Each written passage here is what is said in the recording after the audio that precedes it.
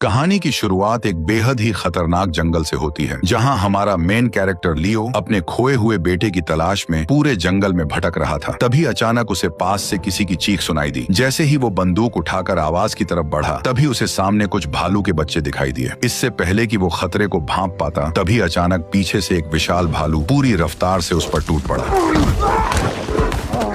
उसने अपने खतरनाक जबड़ों से उसकी पीठ को फाड़ने की कोशिश की, लेकिन जब इसका कोई असर नहीं हुआ तो वो अपने विशाल पंजों से लियो को बेरहमी से नोचने लगा। दर्द से तड़पता लियो जोर जोर से चीखने लगा, लेकिन वह खूंखार जानवर उसे छोड़ने के बजाय बेरहमी से जमीन पर पटकता रहा। कुछ ही सेकंड में लियो की हालत इतनी खराब हो गई कि वो ठीक से हिल भी नहीं सका। तभी भालू ने अपना भारी पंजा उसके सिर पर रख दिया, लेकिन लियो फिर भी बिल्कुल शांत पड़ा रहा, क्योंकि वह जानता था कि जरा सी भी हलचल उसकी जान ले सकती है। थोड़ी देर बाद भालू उसे मरा समझकर वहां से चला गया। इसी मौके का फायदा उठाकर लियो ने कांपते हाथों से बंदूक उठाई और वापस मुड़ते भालू पर गोली चला दी।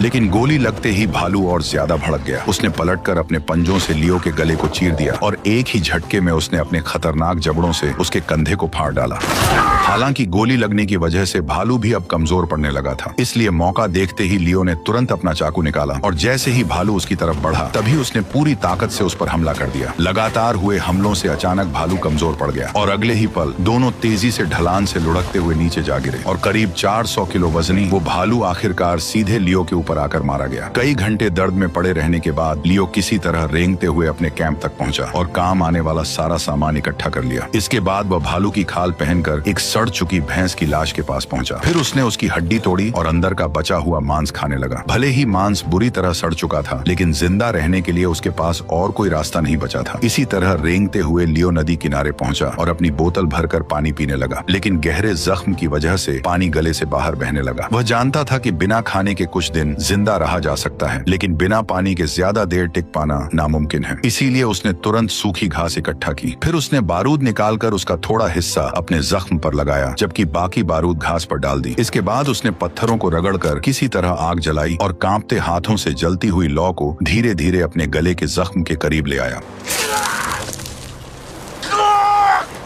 अचानक लियो दर्द से बेहोश हो गया। पेड़ पर बैठा कौवा जो नदी किनारे पड़े लियो को देखकर दावत की उम्मीद कर रहा था, खुद उसका रात का भोजन बन गया। हालांकि इतने से खाने से उसका पेट भरने वाला नहीं था, इसलिए भूख शांत करने के लिए वो भेड़ बकरियों की तरह पत्थरों के बीच से घास की जड़ें निकालकर खाने लगा। तभी अचानक पीछे से हलचल हुई और उसने हिरणों के एक झुंड को नदी पार करते देखा, लेकिन बिना बंदूक के वह कुछ नहीं कर सकता था। आदत से मजबूर होकर उसने लकड़ी की एक छड़ी उठाई और उसे बंदूक की तरह पकड़कर ट्रिगर दबाने का नाटक करने लगा। कुछ देर बाद जब लियो एक चट्टान पर अपना नाम लिख रहा था, तभी अचानक उसे घोड़ों की आवाज सुनाई दी। जैसे ही उसने ऊपर देखा, तभी